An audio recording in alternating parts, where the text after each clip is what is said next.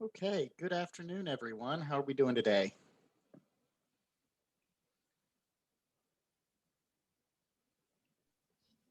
I'm very well, thank you. How are you? I'm doing great. We're very excited to be getting the opportunity to leave lockdown on Monday. I think everyone spent all day yesterday here on Barbados chewing our fingernails up to our elbows as we waited to see if Auntie Mia was going to let us out or if she was going to keep us inside for another 2 weeks. So, um, so if everybody's doing okay, if nobody needs to check in on anything, then let's get started. The first thing is, as we usually do, I want to check in and just hear what you guys feel like you learned from last week's lectures. You remember that's the week that ended last Friday. Had this happen in another tutorial, someone tried to tell me about this week's lectures. Um, so last week's lectures, what did you guys learn?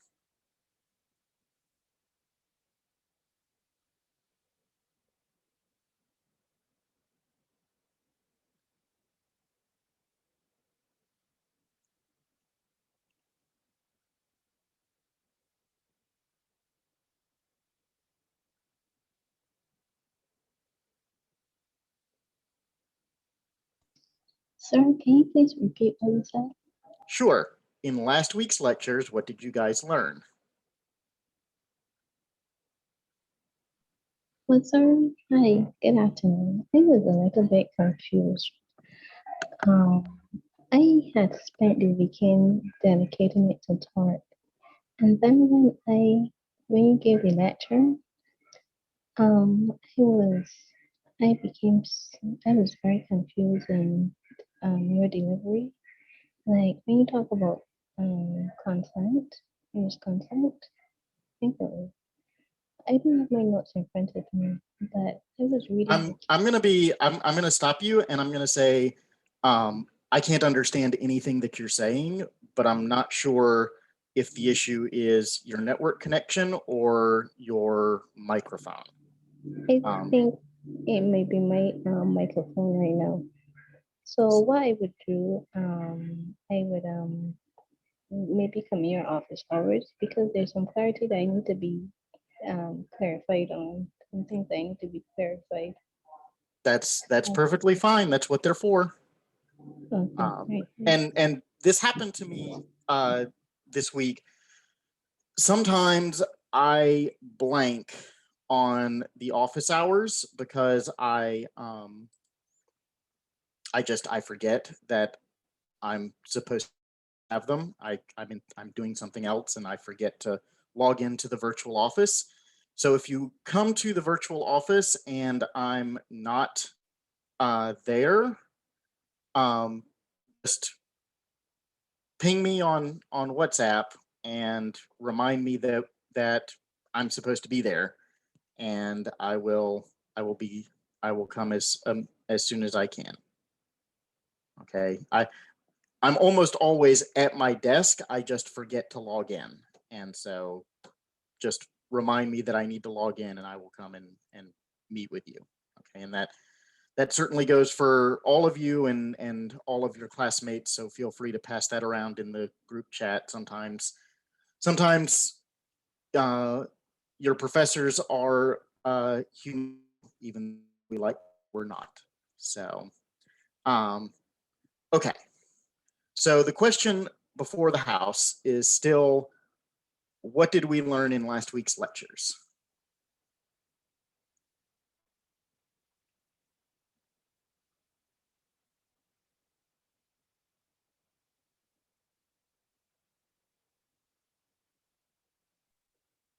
Yes, sir. Yeah, go ahead, Colleen. This is about illegality. Nope, that would be this week's lectures. Wait, that would be like, I guess I didn't have, I guess I mixed up, but I was looking at illegality this week. Yep, that would be that. That's because that's this week's lecture topic Yeah. is illegality. Or defenses of which illegality is one of them. So, but what I'm interested in is I'm sorry, say that again, Colleen. Foreseeable harm. Yes, right, Right. remoteness, right? So what did we learn about remoteness? Right. If the external factors were reasonable, you know, that you could Mhm. you could actually see what the extent of the damage that was done. I don't know if I'm bringing that clearly. But the external factors reasonable. So For the first of all, person. what's the external factor? This isn't just for Colleen. Anybody can jump in. So what are the external factors when we talk about that? Damage. I look at the damage that was done by the actual instrument that caused the harm. Right. It's the thing that is causing the harm, whatever that is, right? So in a car wreck, it's the car, right? If we're dealing with, somebody being poisoned by a hazardous substance, it's the hazardous substance. And so the first question that we ask is this instrument of harm something that you would expect to harm people? Okay, right. And the issue is, there's some things that are very obviously instruments of harm, right? Cars are instruments of harm. Poisonous chemicals are instruments of harm. Massive fountains of human feces are instruments of harm. I really hope you guys never read any cases that involve those. And so we can see that, like, these are things that are going to harm people. But then there are cases where maybe the instrument of harm isn't necessarily foreseeable, right? Is a salad a foreseeable instrument of harm? Maybe not. Maybe it is if there's something in the salad that someone's allergic to, but that would be a situation involving the egg skull plaintiff rule, right? So, and the egg skull plaintiff rule, right, is just the rule that you take your plaintiff as you find them, and you can't, you can't say that because normal people aren't allergic to cucumbers, you shouldn't be held liable for harming someone who is allergic to cucumbers, when a reasonable person would have known that people can be allergic to foods, right? So what's the next question in the remoteness analysis? Again, Colleen is not on the spot, so if she has an answer, that's great, but if somebody else wants to jump in, you're more than welcome to. Was the way that the external danger caused the damage reasonably foreseeable? Right. We spoke about the Daphnis test. Exactly, right? This is what Ward called the Daphnis test, right? If the story that we are telling just seems weird and bizarre, there is room for the court to throw it out on this second step of the remoteness analysis. Okay? What is the third step of the remoteness analysis? Sir, What's this the would, type of sorry. Kayla, you chimed in first. Go ahead. What I have written is, was the type of damage reasonably foreseeable? Exactly, right? So this is where the court asks about the headings of damage, right? And we have damage to the person, damage to property, damage, economic damage. And if the type of damage that is foreseeable from the defendant's negligence is not the type of damage the plaintiff suffered, then no recovery. It's too remote. Okay. And this is the, oh my word, I'm blanking on the case name as per usual, but it's the one where the doctor's negligent advice led to the undervalued personal injury settlement. And someone's in the waiting room. Let me let them in. So what questions do you have about remoteness, right? What are you guys still, thank you, Shaveen, Stevens versus Bermondsey Hospital. What questions do you guys have? What are you still, is there anything that you're still confused about? Sir, I just wanted to make sure that I understand this properly. For the third question, when it says type, it does not actually focus on the specific damage, but it focuses on just the three categories of being harm to the person, harm to property, or the economic damage. Yeah, so that's a really good question, because this is one of those places in the analysis where courts have discretion to shape their logic in a way to reach their preferred result, right? So a court that is looking to grant to grant relief to a claimant can read this question very broadly and focus on the three headings of damage, right? Person, property, and economic loss. A court that is looking for ways to deny relief can use this piece of the analysis as a way to do that by narrowing the scope of what would be foreseeable damage, right? And say, okay, you know, this is like the case where the injury to the finger caused the loss of an eye, and that happened through an infection that traveled through the body, and the exact causal mechanism not terribly important, but the court says that these are connected because they're both harm to the body.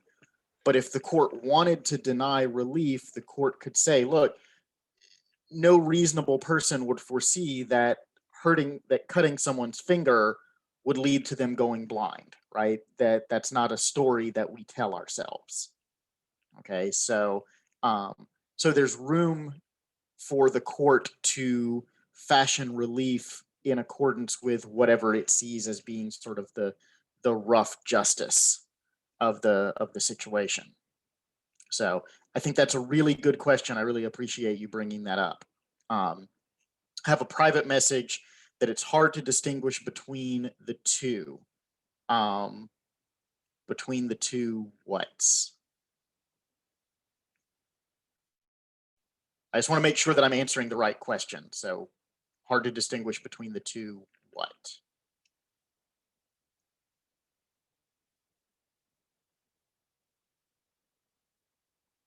Okay, causation, in fact, and remoteness. Completely understandable, okay? If, and like this person, if you are looking at these two pieces of the analysis and going, I don't understand how these are different, you are pretty much exactly where I was as a first-year law student taking torts, okay? So you're doing fine.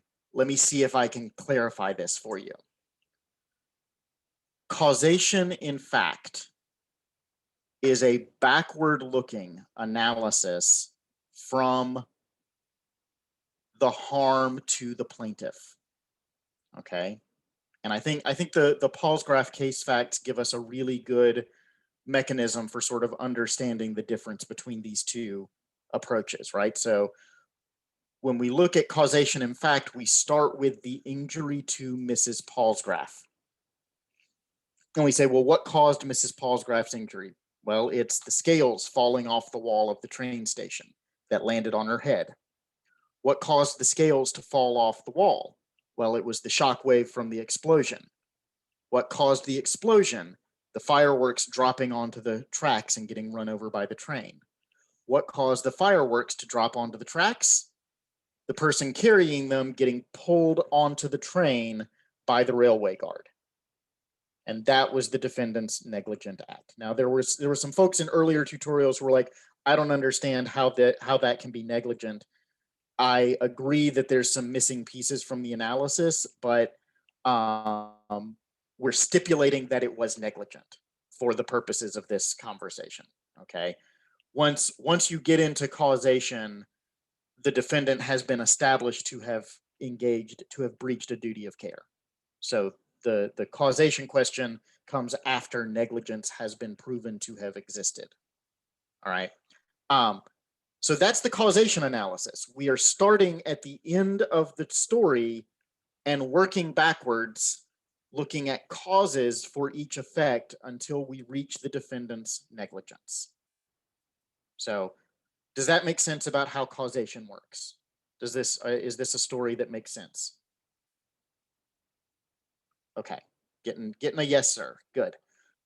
Remoteness looks forward from the perspective of the defendant's negligence. So we have this railway guard, he's pulling this guy onto the train. I don't know why I always grab the imaginary guy by his lapels, but I do. So the railway guard's pulling him onto the train, and we are assuming that he should have known that that the explosion could be a consequence of this. All right, that's established. We're done with that question. So with that in mind, would the reasonable person have foreseen that Mrs. Palsgraf could get hurt? Okay. And Justice Andrews and everybody in every court in the Commonwealth that I'm aware of says, yes, absolutely. Once you have committed a negligent act, anything that is a consequence of that negligence is foreseeable. Okay. And so that's the foreseeable harm doctrine. And we have Justice Cardozo leading the charge for about 20 to 30 American states, and that's it. And they say, no, there's this bubble of foreseeability. And how big the bubble is sort of varies depending on the facts of the case, but there is a point beyond which anything that happens that is a consequence of the negligence is not foreseeable. Okay, and so that's the foreseeable plaintiff rule.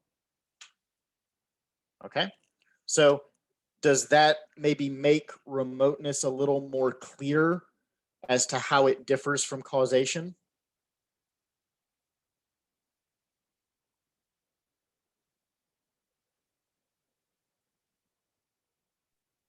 Dr. Krell, do you mind going over that just one more time?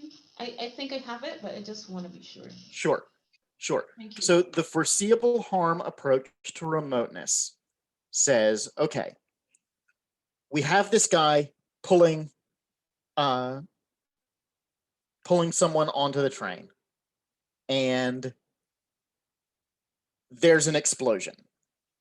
Okay, we assume that the explosion is foreseeable. Can we foresee that the explosion would harm someone way down at the other end of the train platform?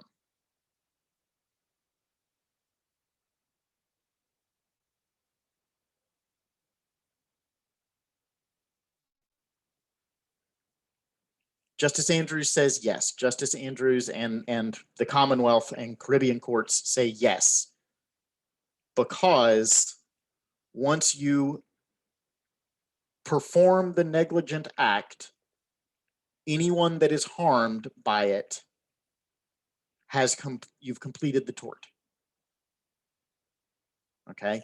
Got a private message For example, if I blew a piece of paper or threw a paper plane and the end result is someone being shot, that means I can be liable. I mean, you still have to show causation, right? I don't know that I can, I don't know that I can give you a, and you also have to show breach of the duty, right? So you'd have to show that in some way throwing the paper airplane was a breach of a duty of care. And I think that would be difficult to show. And the other piece of it is you would have to show the causation analysis, and I'm having trouble sort of making that story work in my mind. So the thing to keep in mind, right?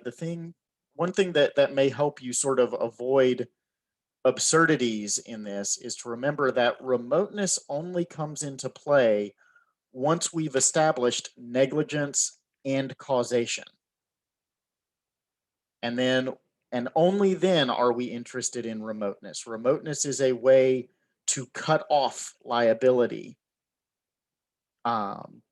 where it is unreasonable to impose it, right? Where we can point to the causation issue, where we can point to the negligence, but this just seems unreasonable, right? Sasha-Ann, you came off mute. Sir. Go ahead. I want to ask a question. So, sir, is it accurate then to say that in order for someone to be charged as liable, they must have a duty of care, a breach of that duty, but you're saying that the proximate cause must go along with the not remoteness? You must have both? So proximate cause and remoteness are the same thing, right? Proximate cause is the American term. Remoteness is the way that Commonwealth courts talk about it. But same term and very similar analysis. Okay, it's just a difference in the jargon. Okay. So what other questions do you guys have before we move on to today's activity? Sir, but having said that, a little bit confused because in the case that was overruled, Polymis and the furnace of Vitti, in that case, when the judge would have used, the court of appeal would have used a strict liability approach to causation, right? Well, strict liability is not negligence. Different. Yeah. If it's a strict liability case, it is not relevant to a negligence analysis. But they said this was an English tort case on causation and remoteness in English law. I'm sure that they did, and I don't have any doubt as to the accuracy of that statement. But what I am telling you is that if the case turns on strict liability, it is not a relevant authority for a negligence analysis. That's more criminal law then? No, there are strict liability torts. We have not talked about them yet. Okay. So I was getting a little confused because in that case, right, they used that approach, but then it was overruled by the Wigan Mount #1 case, which you looked at the foreseeability. Yeah. So one of the things that's really important is to understand the difference between strict liability and negligence. Strict liability is where the courts have said, or the legislature has said, that under these circumstances, any harm that is caused by this particular sort of misconduct is too much. There is no such thing as too much precaution, right? So things like product safety, in particular things like pharmaceutical safety,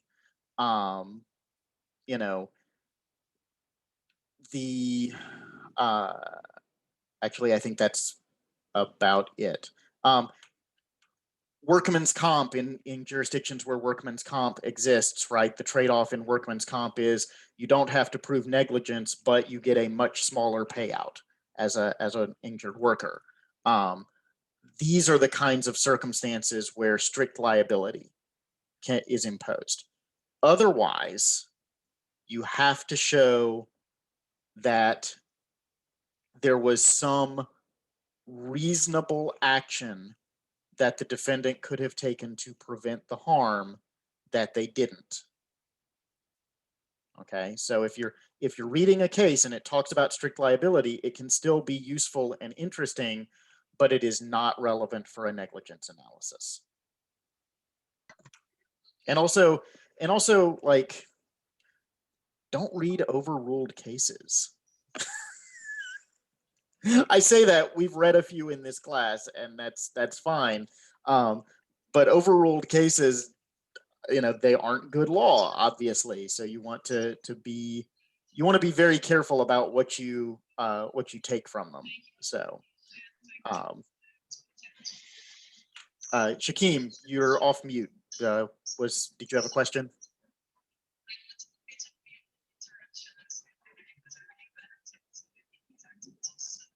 Shakeem? Okay, I guess that was a mistake. So we'll just take care of that. Okay. Okay, so any last questions? I do want to at least introduce the activity to you guys and give you the opportunity to think about it, even if we don't have time to go over it in any detail. So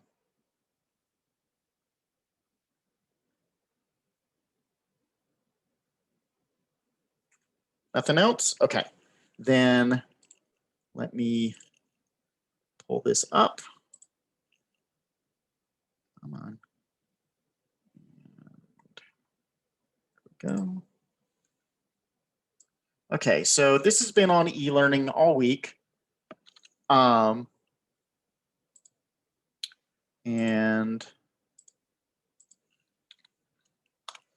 calls for describe for a client how causation is established in cases of negligence. So if there's anybody who has had the time to take a stab at putting this together, more than welcome to offer that up.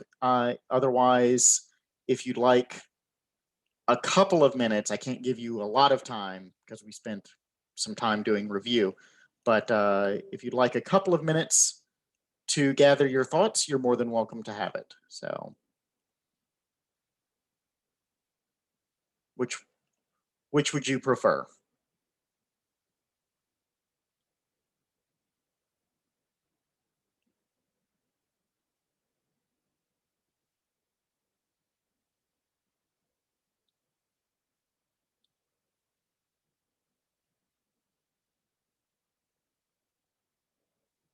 Okay, let's take a couple of minutes and we will reconvene.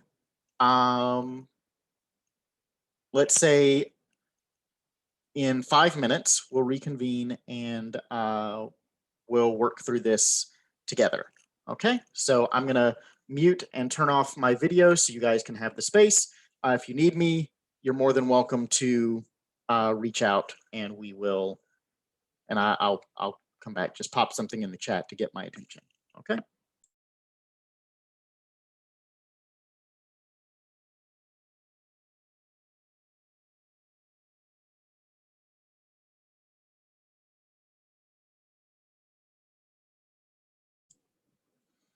Okay, guys, so we are back on the record. So who would like to go first? I know going first is scary, so much honor to the person who goes first. Go ahead, Lynn. You were the first one to jump in, and then we'll hear from Danica. So basically, proving causation starts with the but-for test. And the question is asked if the damage would not have happened but for the defendant's negligent act, then we will say that that act is the cause of the damage. And from my understanding, that can be quite a narrow way of solving some of the issues, because then there are times when there's multiple causes. Is it causes or Mhm. am I using the right word? Yeah. Yeah. Yes, multiple causes, yeah. So then some tests were pretty much developed in order to make accommodations in that in such a case. I know that most of those cases tend to be the ones with the asbestos. And then let me see what else I can add before someone else takes over. I think that's what I can say off the top of my head. Okay. So the thing that I hear in listening is I think that what you said is very accurate. I think that your client, right, sitting in your office that you're trying to explain this to is lost. And the reason that I say that is that there's a lot of jargon.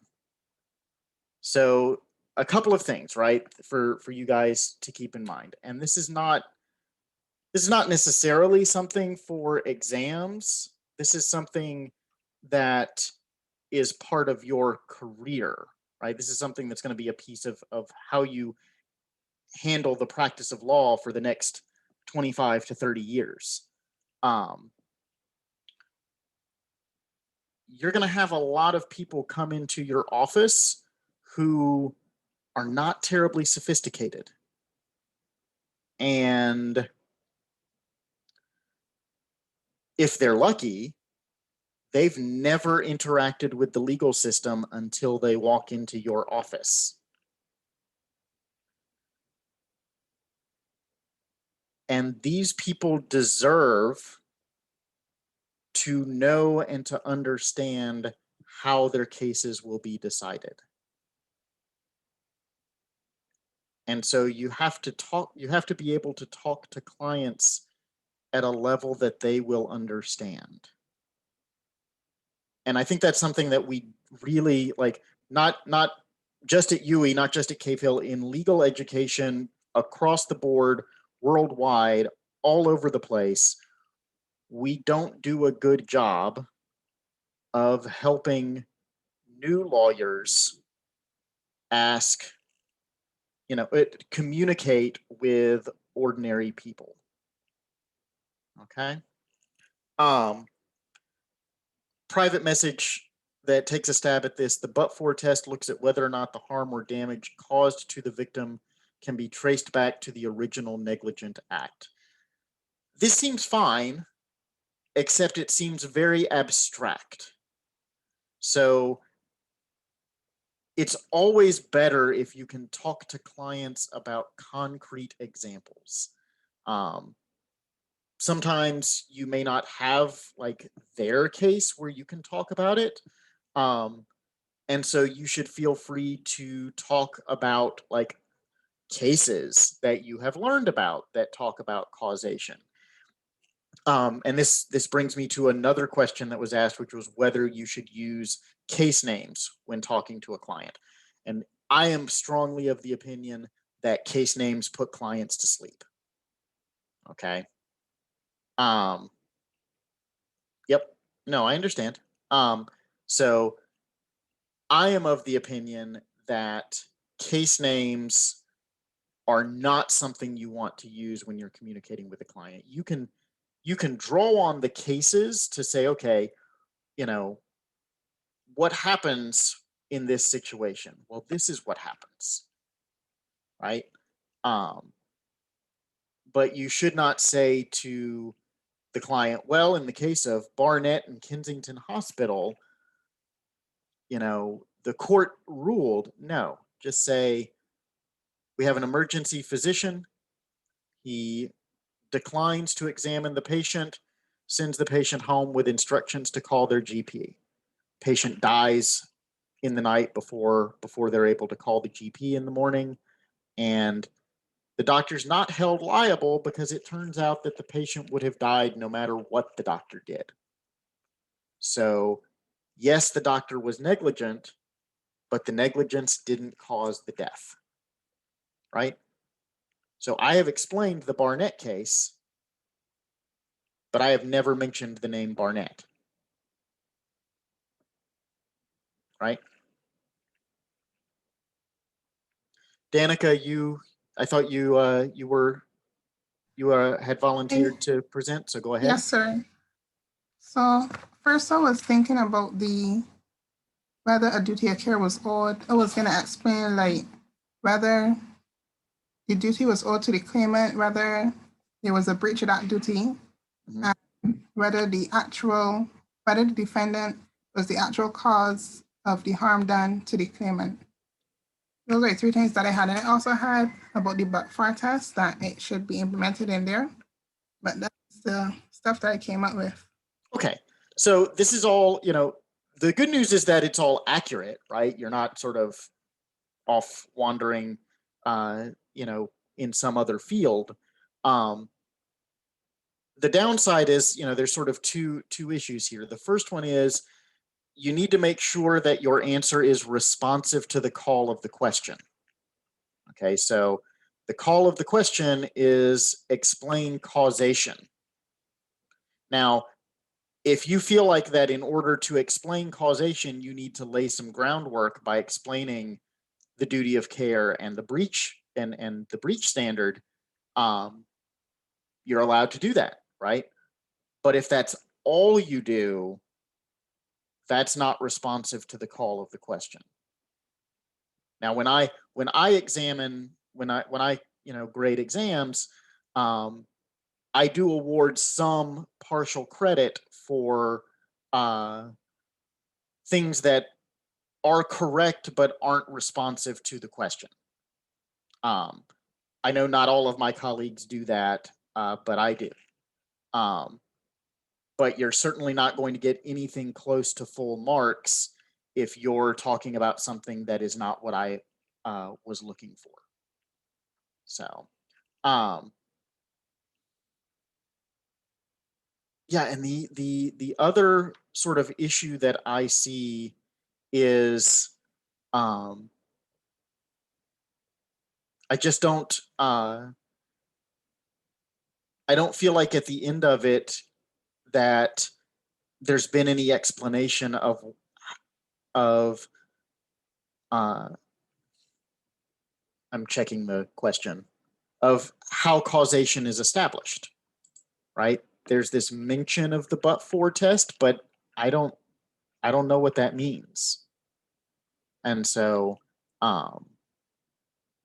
like, I think that that what you've offered is a good start, but doesn't finish the job. And you didn't have a lot of time, so it's not a big deal. But this is just so that you can know sort of what you need to be doing as we go forward. Okay. So. Thanks, sir. No, thank you. So what questions do you guys have as we wrap things up?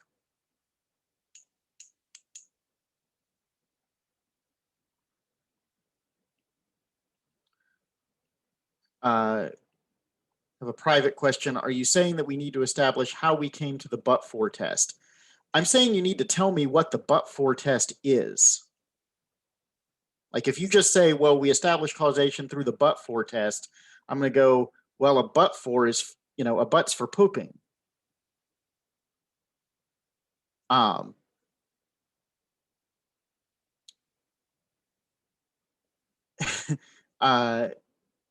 Jillian asks, what date is the midterm? The answer is, we will discuss that we will discuss that to be certain on Monday. Right now, I am leaning towards moving it to the 8th, but I haven't made that final decision. I will make that final decision Monday in the lecture. Okay. So I would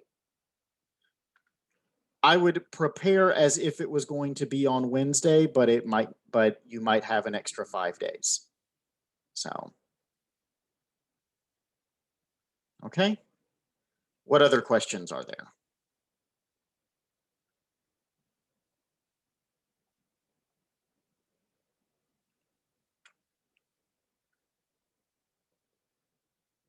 No questions? Okay, great. Anything else? Very clear on everything. Great.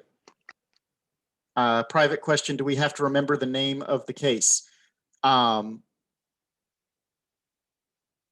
So my stance on case names is that they're always helpful, but never required. So case names can help you sort of get back marks you've lost on other things, but they'll never be worth marks all on their own. Okay. So does that answer the question?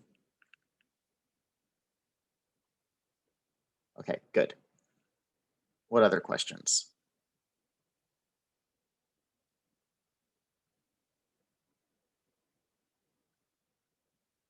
Nothing else? Okay. All right, then we will wrap things up just a little bit early. So thank you so much for your time and your energy. I really appreciate all of the work that you guys do. And I will see you guys next week. So take care and bye.